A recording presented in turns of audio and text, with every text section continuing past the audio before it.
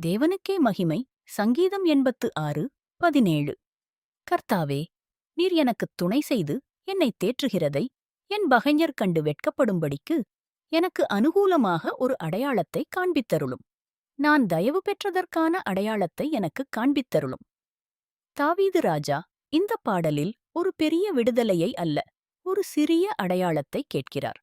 நம் வாழ்வில் கர்த்தர் நம்மோடு இருக்கிறார் என்பதற்கு அவர் தரும் ஒரு சிறிய ஆறுதல் கூட பெரிய மாற்றத்தை ஏற்படுத்தும்.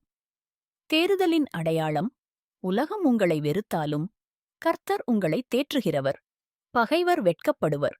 உங்கள் வளர்ச்சியை தடுக்க நினைப்பவர்கள் முன்பாக கர்த்தர் உங்களை உயர்த்துவார்.